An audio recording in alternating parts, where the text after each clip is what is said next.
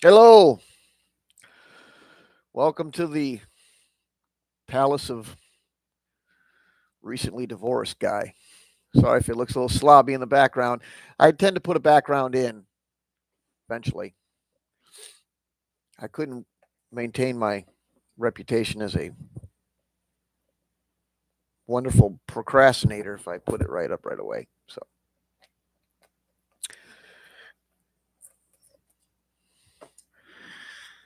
and I'm severely dehydrated.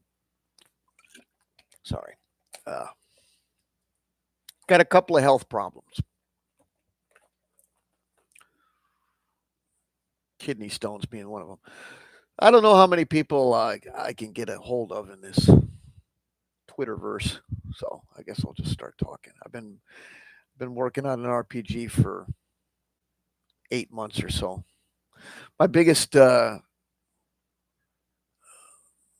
problem with it is I can't draw anything. I got no artist talent at all, and no money. I mean, no money. I mean, I don't want to sound like it's just a big therapy session or whatever, but I, I don't got no money. Um, but the first thing I want to do with my RPG is have a more theatrical combat system. I got the thing set up where, as opposed to, I always thought hit points reminded me of like RTS games, where you had the life bar over the tank, and if you hit it enough times with anything, it would eventually go down to zero and explode. I didn't want that, so I got mine set up where there's just a few uh, points, and you can become maimed, and sometimes if things go really bad, you can just get killed right off the bat. I wanted combat to be excessively lethal. So I didn't want people just go starting a fight for the hell of it. So I've got this system where you can lose an arm, you can get run through. If uh, if you're not wearing a helmet and somebody's got a uh, is real lucky and real strong, they might even be able to cleave your head clean off.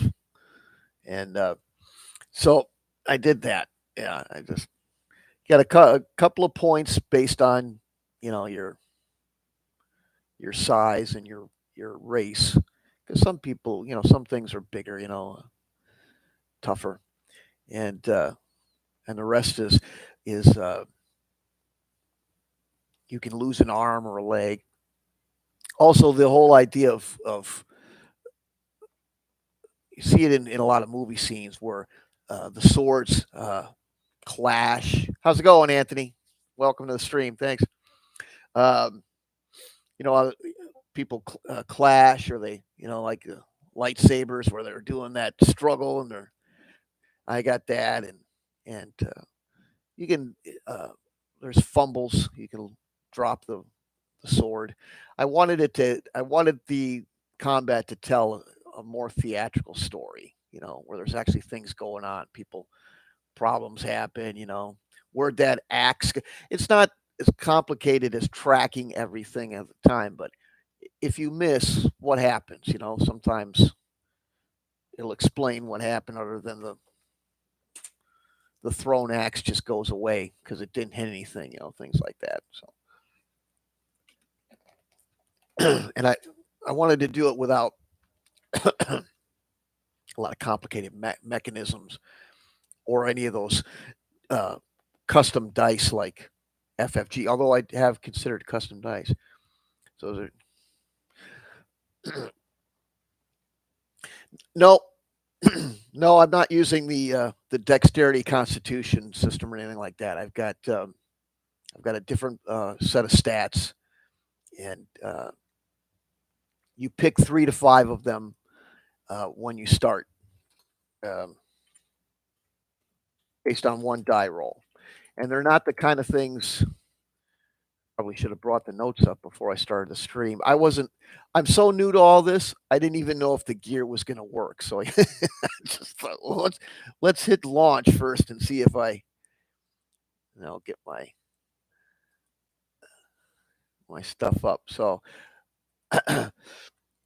I haven't been able to figure out even how to get screen sharing to work properly on this system yet. So I'm just an old guy that I started talking about tabletop, just to give you a little background real quick.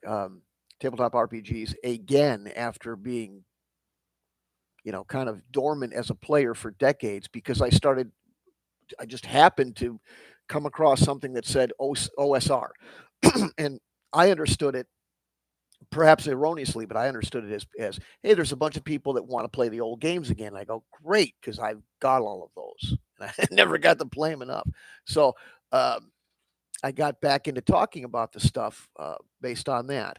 And it kind of charged me into bringing up the fact that I'd always wanted to do this custom RPG on my own. But no, I have attributes.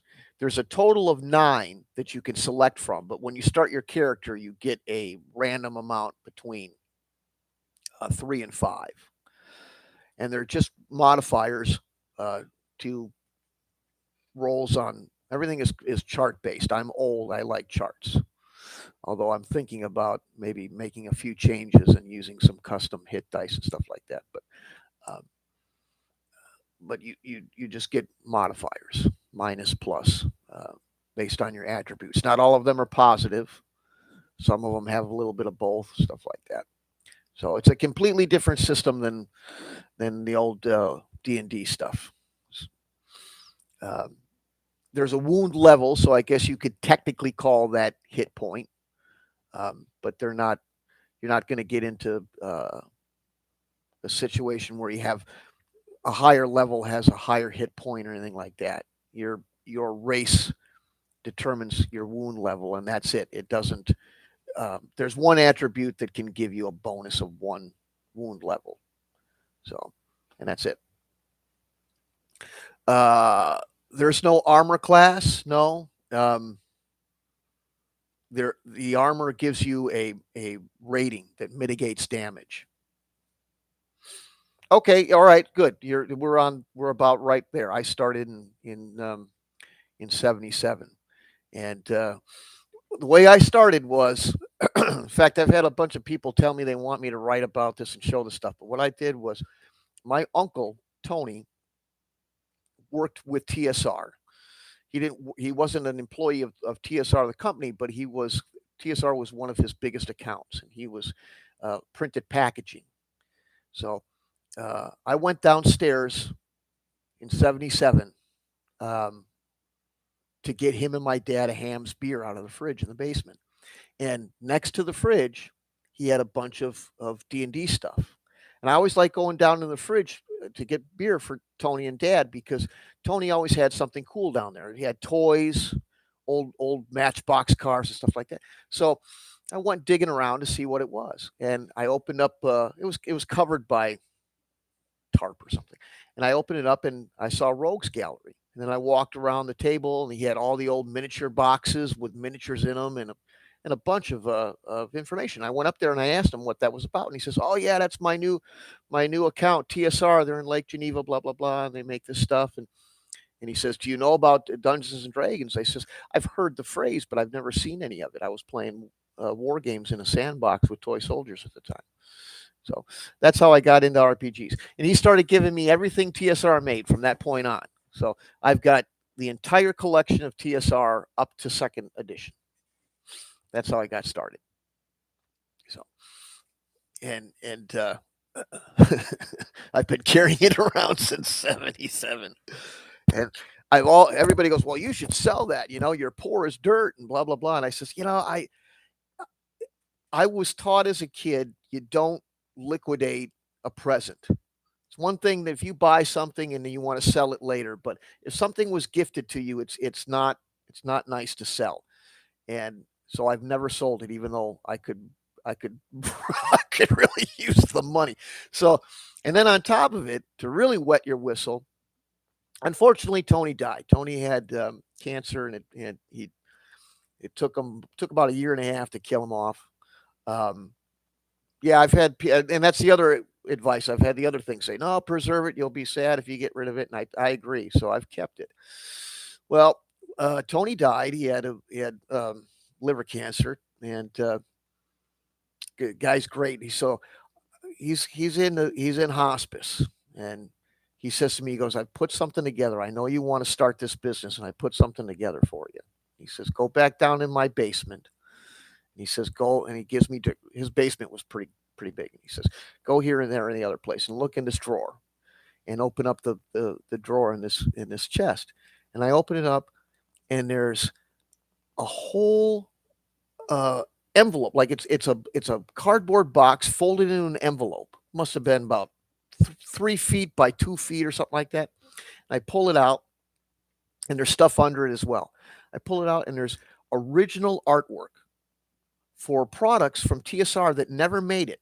I called him up and says, "What is this stuff?" He says, "These are all the projects that I worked on with TSR that didn't go to sales for different reasons. All they canceled them for A, B, and C reasons." One example was I went under the envelope, and I pull out this software package. It's for the board game Dungeon, but it's a software version for Apple IIc. And he says that they made, they were going to sell it in KB's toy stores in the early '80s, and they canceled the project because the cost was going to be $65, and they figured that their demographic didn't have $65 for a game, so they canceled it. It's a fully working computerized version of the board game Dungeon. Little purple box with the dungeon artwork on it and everything. I've got 3 boxes. One of them actually has the software in it. Stuff like that.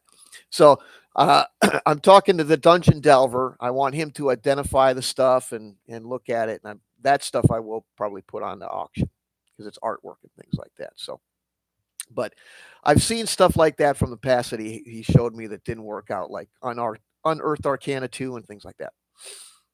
Oh yeah, yeah. It's just and uh, it'll be great. I originally wanted to go and take it to Gen Con and put it in the art auction, but then COVID hit, and my money and employment went spiraled, and then I got the divorce. That didn't do it any good. I don't have a car anymore. Blah blah blah. So I'm going to have Bill take a look at it and make sure I understand what it all is and get the stories behind it, and then I'll put it out, show it to people. I want to do a little spread on it so people can see it and learn about it. I want to make sure that everybody can enjoy the history of it and learn about it if they don't know about it before I put it out on the market to be sold, because Papa needs a new pair of shoes. So there's that.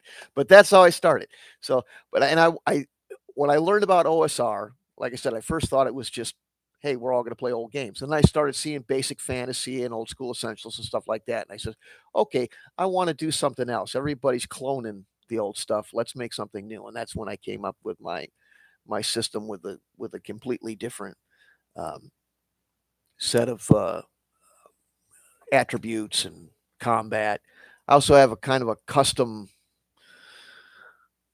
uh, magic system, as opposed to, there's different disciplines that you can have.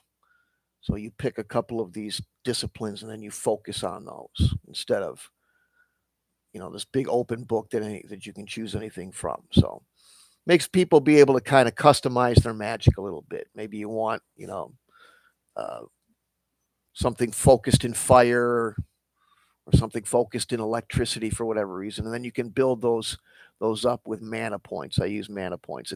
That seemed to be the most controversial choice by people. Right? Yeah. It's like wargaming. Same thing. Everybody's got their own war. They play war games, and eventually they make their own rules. And yeah, and yeah, I didn't want uh, it to sound like a clone, so I came up with this entirely different thing. So, and I have two tiers of magic system. in the initial release, it's just going to be this very basic, um, but somewhat customizable system. Then in as optional rules, I want to have a system where you kind of write your own spells and make your own potions by adding in ingredients and phraseology and stuff like that. So, but I thought that would be too big of a chunk for people to chew when you're learning a brand new game. So I decided to make it a separate module. Yeah, yep, yep. That's the and there's a lot. I have a yeah, that's what I'd like to do too, as an optional rule. That way, people aren't going, well, that's too complicated, or I didn't want that, or whatever. So I like the idea of minimal core rules and a lot of optional rules, so people can kind of a la carte that stuff, and pick and choose what seems like good Chrome or whatever for that phrase. And but I also put in a lot of stuff for people to have guidelines on how to role play the character. Because some people go, I do role playing, but I'm not a good actor and I don't know how to play the thing and blah blah blah.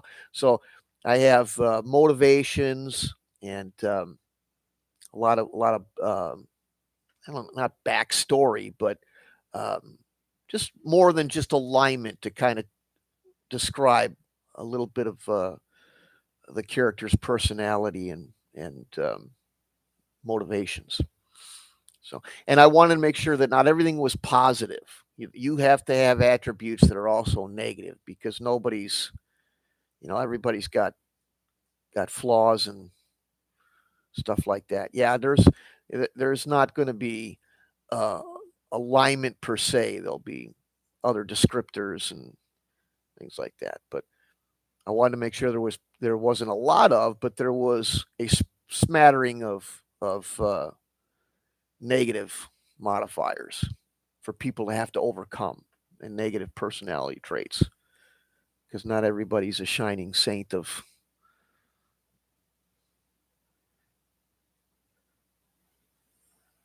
yeah, yeah, yeah, that similar thing. And then I've got a whole adventuring area like a world, and that's people can pick their origin, and that origin.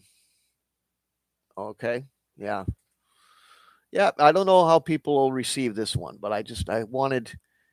I've got a set of areas, different realms within a fantasy world, and you can pick your origin, and that kind of gives a description. Like for example, I had my girlfriend make up a character in this thing, and she was from a wild forest area, so everything was very um, kind of Celtic paganist type of thing. Her magic was kind of an old kitchen witch stuff from the 50s, that sort of thing, and she was very hippie, about preservation, in tune with nature. And then I made one where I was more of a kind of Arthurian thing, and so the magic was more ritualistic and high power, more of a Merlinish uh, look to it, or feel to it.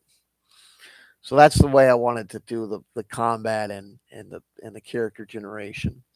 So let's see, I have the settings I have are fairly. I have northern lands, central lands, a little bit of Greyhawk in there. I've got the Empire, which is a kind of a Greyhawk type of theme. Then there's the southern and eastern, basically just the compass points. But each one has its own geography and terrain type of thing. And there's the underworld. I kind of borrowed it all from. Remember a turn-based strategy game called Heroes of Might and Magic? I kind of borrowed heavily from that. Yeah, I kind of took that where there's different factions and they all kind of have their own little personalities, and if you look at them, they're kind of borrowed from different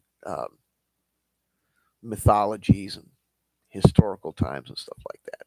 So that's the place that you can. And I've got room for people to make their own um, worlds and stuff like that, and I want to make sure that I added in uh, the ability to do dungeon crawls and hex crawls. I've got charts for all of that stuff, um, little guidelines for dungeon building, things of that nature. Even some suggestions for names, though they're probably not very good because I'm not that original when it comes to coming up with names. But there's just a little something in there. I got, sections for NPCs to, guidelines and some examples, and reference books for kind of like a monster manual, and one for equipment and adventuring, like different, usual stuff, pickaxes and rope and things like that. And the magic book, which has all the different spells and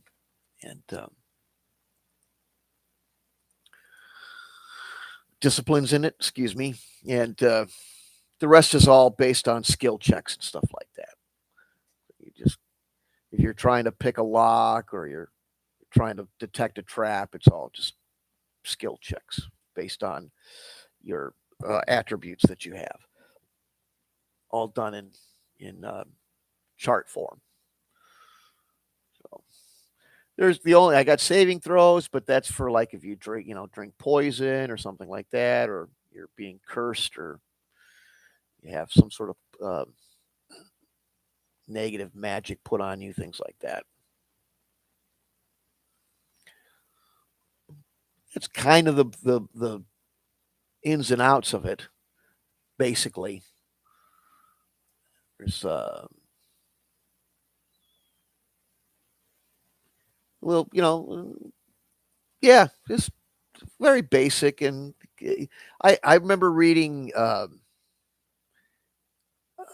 how to make war games or something like that by James F. Dunnigan years ago. He had a little war games handbook or something like that, and he said not in a legal sense, but plagiarize, plagiarize, plagiarize, in that there's all the good ideas are out there somewhere. You just kind of grab the ones you like and put them together in the combinations that work for you. So I've just kind of borrowed from different places, stuff like that. So, and the worlds I came up with aren't incredibly fantastical or original. They're just modifications of, you know, like I said, Arthurian, Roman, Greek, Native American, stuff like that. Just a starting point, for adventure places. Yeah. So my biggest hitch to getting this stuff off the ground is I can write fine. I'm comfortable writing. I actually write a lot of fiction myself, and I can't draw. I don't have a lot of money, and when it comes now, I know computers to a degree, but when it comes to social media, I don't know what the hell I'm doing. So trying to get people's attention on social media has been the biggest struggle for me. So, like I said, I wasn't sure if turning this thing on was going to work.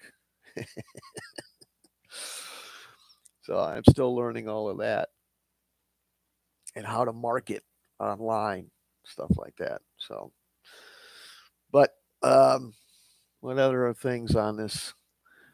Oh, I do have unarmed combat. I wanted to make sure that was its own little subsection, wrestling or you know races or monsters that tend to fight with each other, that kind of thing. Haven't made a lot of magical items or anything yet. That's one of the weak spots I've got to work on. Is get a little list of magical items, put that in there. But I got about everything else put out. I've got a whole section on movement rates for hex crawls and adventuring outside, and wandering monster tables and all that sort of stuff. Yeah, there was one fella I promised that I would give him when I was done. I would let him have something. I forget what he was supposed to. Oh, he asked for it, and I said I'd give you a non-artwork thing. I had one fella tell me, he goes, "Don't worry about the artwork. People aren't into that anymore." I said, "Really? I wish that were true." I think you're a minority. I hear a lot of people that say that they kind of judge a rule book based on its looks more than its.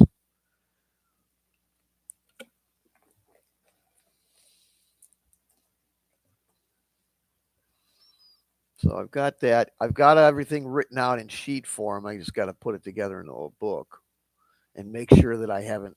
I need somebody else to look it over. I'll look over. Uh, I'm a horrible editor.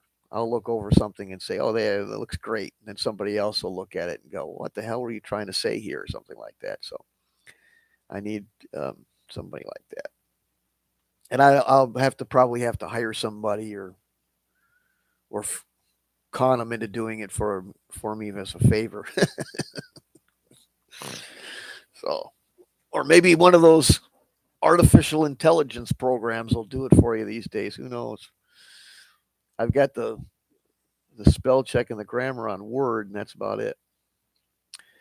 But yeah, I here's the thing I'd like to do uh, to kind of generate uh, a little bit of buzz and have people test it a little bit. Is I had this idea, but I couldn't get enough people to see me on social media. My idea was uh, have people participate in a demo, and in the demo, you're you roll up a character, and but you're going to a tournament. The king in one of these realms has ordered a tournament, and you fight in the tournament with your character, and then whoever wins, I'll give you a copy of the rules when they're finished, and the second place will get some other bauble or something like that. So, and I thought that I'd do that with fighters and regular combat, and I'd do a division where it was unarmed combat, so you could see how that worked.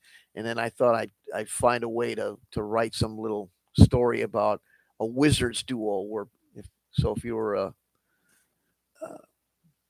magic user, you'd get involved in the wizards duel tournament. So and and for I kept the first I have racist class. So if you're dwarves or elves, that's a class. So I've got thieves, clerics, and fighters. I call it rogue just to be different, but it's mage, rogue, fighter, and priest. So, uh, but for thieves, the tournament would be uh, some super fancy trap or something like that I would get out of one of those old trap books from the was it Grimdark or something that made those trap books back in the 80s. I'd take one of those. But that's what I want to do, and I want to do it online using Discord or something like that.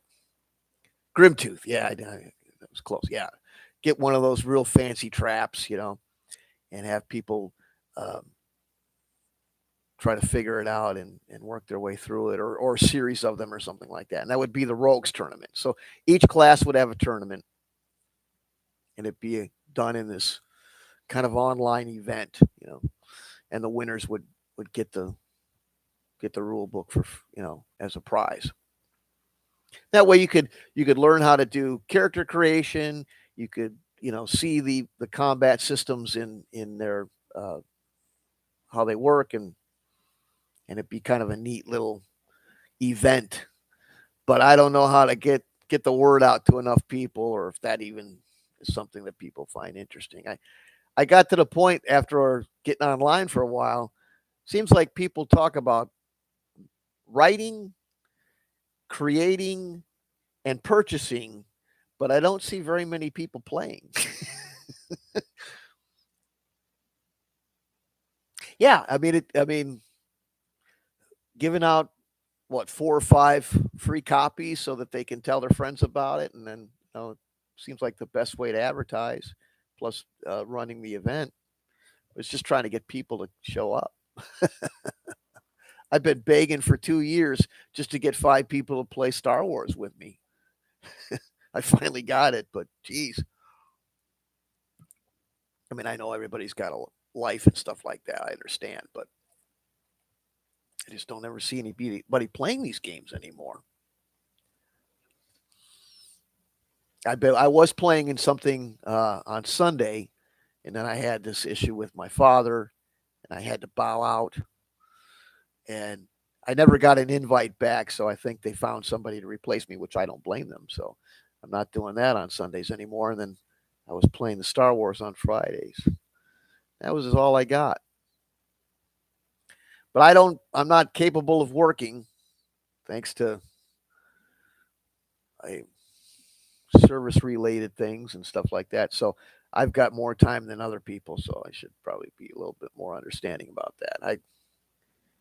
I can talk on this thing all day long or play a game all day long because I got nowhere else to go. Which sounds like it's a real fun thing until you have to do it for the rest of your life. It's not really that great, but such is life.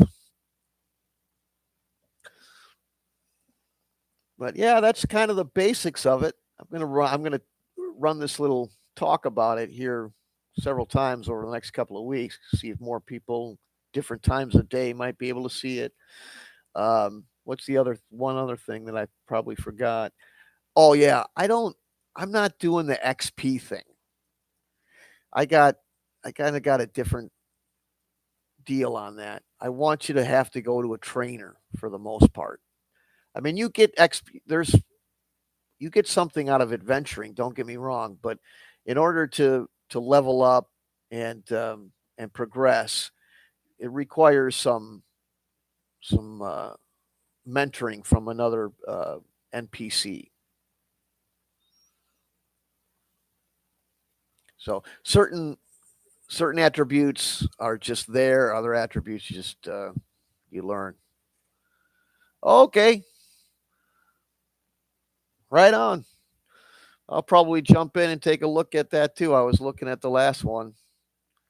Yeah, come back and when I've prepared a more structured discussion on it, I just thought, what the hell? I'll just turn on the camera and see if anybody shows up and start talking. So, all righty. Yeah, we'll talk to you soon. See you later.